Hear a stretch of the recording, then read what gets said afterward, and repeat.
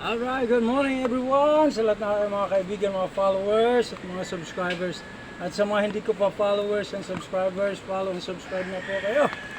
Medyo maulan po dito sa lugar ko ngayon at mapapansin nyo yung sahig talagang madulas siya.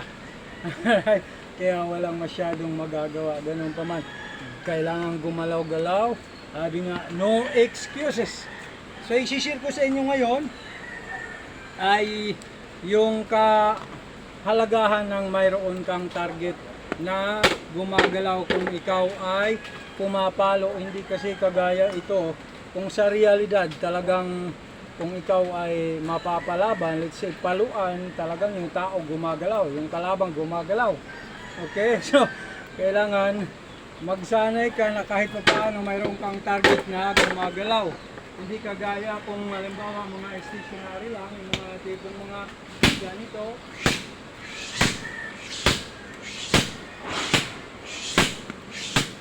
Alright. Doon talagang mapupokus mo yung power mo. Kasi kumbaga hindi siya gumagalaw, nandyan lang siya. Permanente. O, yung gamit ko ngayon ay ito yung ano ng ano yung walis. Nagkakaubusan na ako ng pamalo. Pero ibig sabihin kahit ano pwede basta maipapalo. Hindi naman kailangan na ratan lang yung gamit mo. Ito yung may target na ganyan sabi ko, yung gumagalaw. Kung ganyan. Lalo na kung ang focus mo at papalo ka ay yung dulo lang talaga, yung patatamain mo, mga tipong ganyan. Kasi sa realidad, ganyan sabi ko, yung tao gumagalaw. So ngayon, kung sanay ka sa gumagalaw tipong ganyan, pag sa totohanan, mas maraming palo kang tatama kaysa magmi-miss kung sakali man. Ano? Kasi siyempre, sanay ka hindi ka lagi tatama sa lahat ng pagkakataon. Pero isipin mo na pag sanay ka sa ganito, mas marami kang tama na maaring magawa kung kakalaban mo. Alright? So, isipin mo dapat gumagalaw ka rin. Alright? Parang kagaya kung mapapansin nyo, talagang hindi lagi. Alright?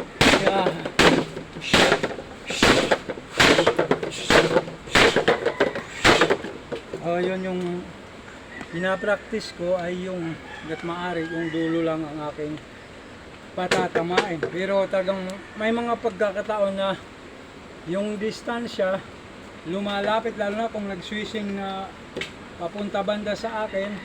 So ang tumatama dito banda. Pero okay lang yan. Importante tumatama. Okay? Ganun lang. Right? Tapos konting galaw. Bam, bam, bam, bam, bam, bam, bam, bam, bam, bam, bam, bam, bam. So, napapansin nyo, nagmi-miss din ako, lalo na yung galing dito. Natatiming na pagka yung nagsiswing siyang gano'n. Pero, gano'n ang totoo, ang realidad. Hindi sa lahat ng oras na tama ka. Kahit na hindi mo lang papakita ay yung lahat magaganda. Kasama sa ensayo yung hindi ka tatama. Kasama sa ensayo yung tatamaan ka. Kasama sa ensayo yung masasaktan ka, mapuputokan ka ng nguso, ng pilik ng ito dito. Mata, ibabaw ng mata. Bablock ayan ka, di kaya magpapasa ka. Yung iba medyo malala, napipilayan, pero ganun talaga. Kasama sa martial arts, kasama sa ensayo yun. Kasama yun sa iyong paghusay. Ngayon, kung ayaw mo ng mga tipong masasaktan ka, mag-iba ka na lang ng linya. Pero kung mag-aaral ka ng self-defense, masasaktan ka pa rin kung gusto mo mas maging epektibo yung iyong pinag-aaralan o ginagawa. Kasi pag walang sakit, halimbawa, aagaw ka lang ng patalim tapos ibibigay lang sa'yo, ay sa realidad, hindi mo talaga ibibigay sa yun, talagang matigas yun. Hindi ipapaagaw yun, ikaw yung aagaw nun. Isipin mo, puwersado. So, ganun din kung sa pamalo, hindi basta ipapaagaw yun pag sa realidad. Ikaw ang mag-iisip paano mo i-disarm yun. O, kung kaya mo ba talaga i-disarm o kung kaya ba talaga i-disarm. Kasi baka mamaya, kaya lang sa demo, pero pagka sa realidad, kasi mahirap talaga. Lalo na kung magaling o mahusay sa arnes o patalim o itak o kung ano man yan. Okay, hindi mo talaga basta maagaw yan. Kailangan tamaan mo muna ng solid bago mo maagaw. Ayun. Okay? Dito lang tayo. Bam! Bam! Bam! Bam! So, pansin nyo, hindi sa lahat ng pagkakataon tumatama ako. Ganun talaga yun. Kasama yun. Okay? Lumalayo eh. Ganun din ang tao. Pag pinalo, lalayo talaga yun. Okay? Tapos, isa pang challenge dito, hindi ako basta makahabol pagka lumalayo kasi madulas na. Alright, maging comedy talaga labas nito.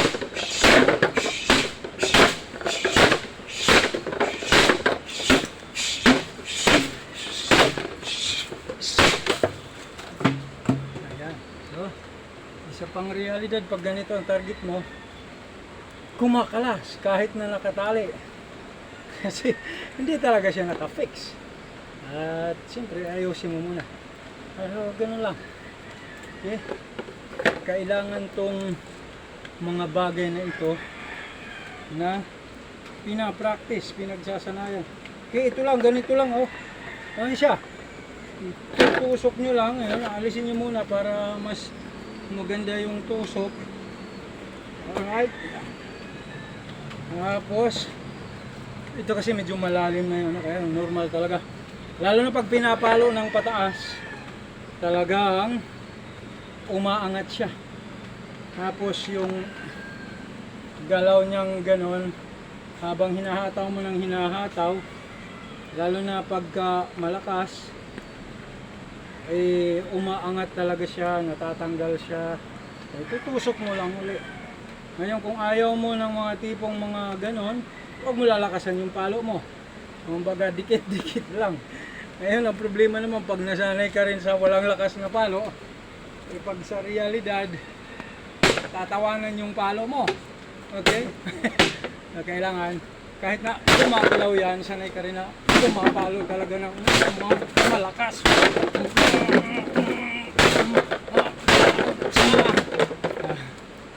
So isa pang mapapansin nyo, pag ganito mabigat, mahaba, hindi ka na rin basta makakabalik dito. So yun yung kailangan na practicein para talagang alam mo na yung pamalo mo bumabalik ka dito. Lalo na pagkapagod ka na, pero normal din yun. Alright? Tapos yan, babatak-batakin mo lang, babalik-balik ka lang ulit.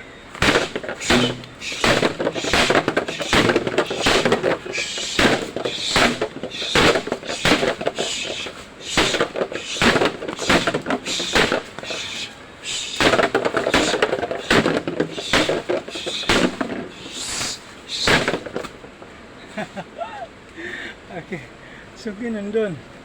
Okay, sa realidad, maaring madulas ka, maaring humiga ka, pero hindi yun ang magiging rason mo. Ay kung magiging rason doon kung ano yung ending. Kaya dapat kahit sa isang sitwasyon na yung tipong mga madudulas ka, mapahiga ka, masanay ka rin paano ka babangon at papalo kung may roong kang pamalo. Okay? At masanay ka rin na paano lumaban ng walang pamalo. Halimbawa, ganyan, tumalsik pamalo mo, mabitawan mo. Kasi kasama talaga yun. Hindi mo alam kung ano yung alam ng kalaban. Kaya kailangan sanay ka rin ng walang pamalo. No? Ayan. Ayan na naman siya.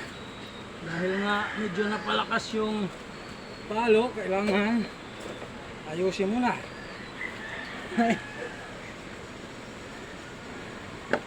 Ganito pagka yung mga ibig sabihin yung ensayuhan mo ganitong lugar, right? O kailangan sanay ka rin sumunta. Bam!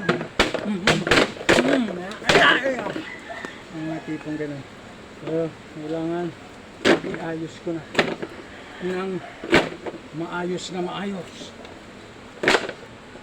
Kailangan tumayo siya.